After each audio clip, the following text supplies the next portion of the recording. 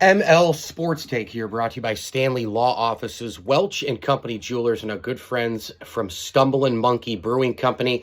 The Buffalo Bills lose out on Harrison Phillips. The defensive tackle signs with the Vikings for 3 years and $19.5 million.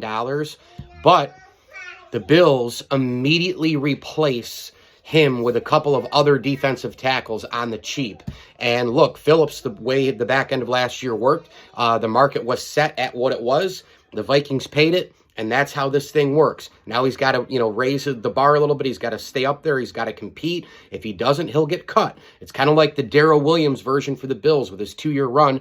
And then, he's making tackle money, but he's really a guard. And even that money is way up here, and the Bills save $6 million by cutting him. The Bills replace Harrison Phillips with Daquan Jones, who's a defensive tackle, formerly the Titans. And then obviously the big one came in with Tim Settle from Washington, a guy who a lot of people think is going to be a stud with the Bills. So they've plugged and played here. They've replaced Harrison Phillips with a couple of guys. Now they have more depth. They have a big-time rotation. Still need that defensive end, that impactful, raise hell, cause havoc in the backfield and get after the quarterback, a la I would love Chandler Jones. But, a la, again, the TJ Watt, those guys don't just fall from the sky. TJ Watt, obviously Von Miller, those kind of players.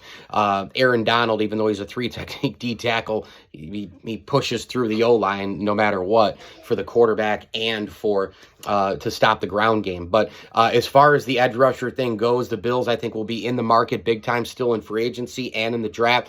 Do want to mention this as well. According to Mike Garafolo, the Bills giving Tim Settle a 2-year deal with a base value of $9 million, max value of $10.6. Pretty much what was expected for Seattle, who figures to get his chance at more playing time, and perhaps a bigger, for Settle, who figures to get his chance at more playing time and perhaps a bigger deal in the future than he saw in the Commanders' deep defensive line room.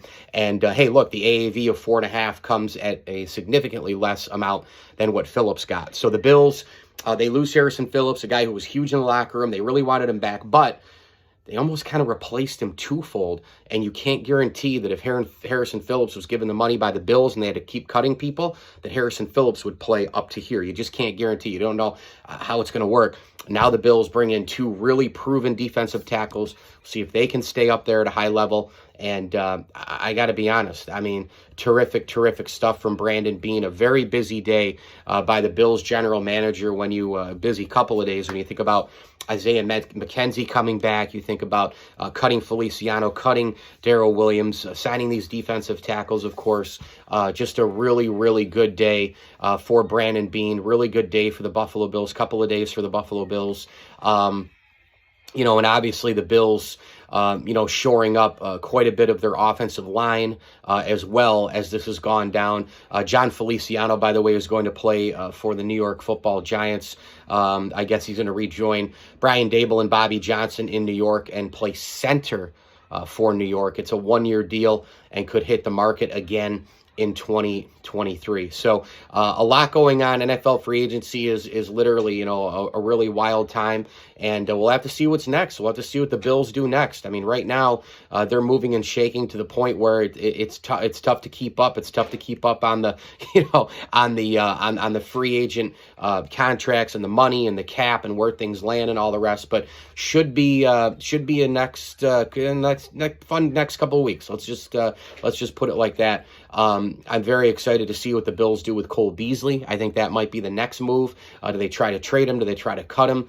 Certainly is going to be very interesting, and I was obviously incredibly impressed that Brandon Beane was able to also land Roger Saffold, the former offensive lineman for the Tennessee Titans. Should be a really good add to the Bills line there. And frankly, depending on if he can play right and left guard, I think left guard is his true position. But right now, the Bills, I believe, working on a tender for Ryan Bates. Wouldn't it be something to have Deion Dawkins, Ryan Bates, Mitch Morse, Saffold, and then Spencer Brown? I mean, that's a pretty good offensive line to protect number 17. Mike Lindsley with you here at ML Sports Take, brought to you by the Vince Aguirre Consulting Group, Liverpool Physical Therapy, and your State Farm agent, Matt Graham. Hit me on Twitter at Mike L Sports. Please like this video. Please subscribe to my channel. And as I always tell you, enjoy the games.